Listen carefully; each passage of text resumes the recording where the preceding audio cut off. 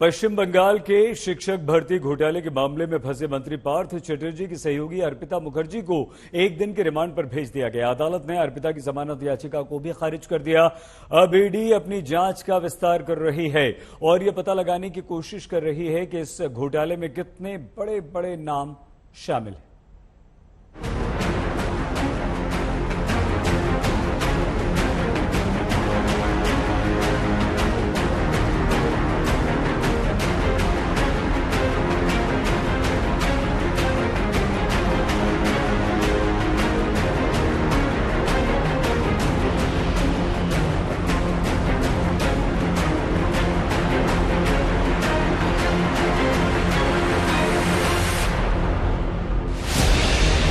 ये सिर्फ नोटों का जखीरा नहीं है, अर्पिता मुखर्जी की मुसीबतों का पूरा बही खाता है। ये सिर्फ रुपयों का अंबार नहीं है, आफत का वो पहाड़ है जिससे अर्पिता मुखर्जी घिर गई। जांच एजेंसी नोटों के ढेर, ममता सरकार के मंत्री अर्पिता मुखर्जी और करप्शन की कड़ियां जुड़ रही है। वहीं प्रवर्तन निर्देशालय की गिरफ्त में आई अर्पिता अब कानून की दुहाई दे रही है। कोलकाता की अदालत में पेशी से पहले अर्पिता का मेडिकल चेकअप हुआ।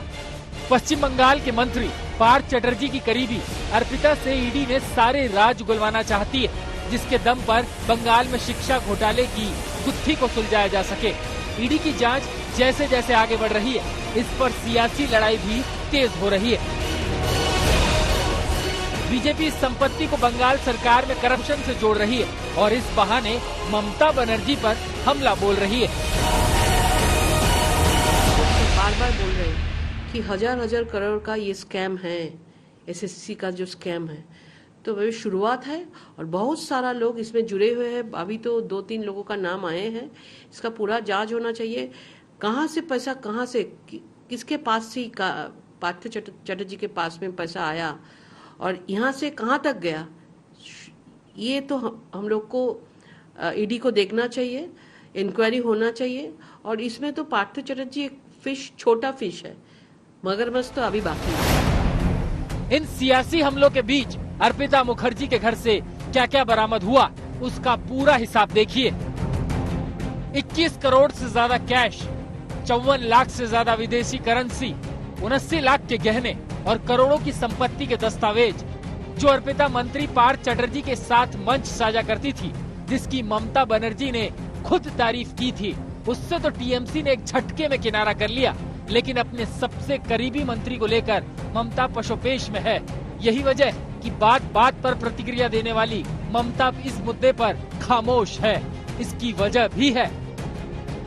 कहा जा रहा है कि पार्थ को पार्टी में एक राय नहीं है। सीनियर नेता चाहते हैं कि पार्टी पार्थ चटर्जी के बचाव में आ गया है, क्योंकि उन पर कार्रवाई से पार्टी कार्यकर्ताओं का हौसला टूटेगा, जबकि युवा नेता चाहते हैं कि पार्टी पार्थ से किनारा कर ले और उन पर तुरंत कार्रवाई करे। अगर कोई ऐसा कोई प्रूफ कोर्ट का सामने लाए जिसको कोर्ट मान्यता दे, अगर ऐसा कोई प्रूफ कोर्ट में आया और कोर्ट ने वो मान लिया, उसके बाद तुरंत तृणमूल कांग्रेस एक्शन लेंगे, चाहे जितना भी बड़ा लीडर कोई होगा। भ्रष्टाचार का ये खेल 2016 में शिक्षक भर्ती के नाम पर हुआ, जिसमें हाईकोर्ट के दखल के बाद परतें खुलनी शुरू हुई। बीजेपी का आरोप है कि लूट खसोट के इस खेल की असल खिलाड़ी कोई और नहीं बल्कि ममता है। पार्थ चटर्जी और अर्पिता तो बस सिर्फ प्यादे हैं। कोलकाता से अनुपम मिश्रा और सूर्याग्नि रॉय के साथ आज तक ब्यूरो।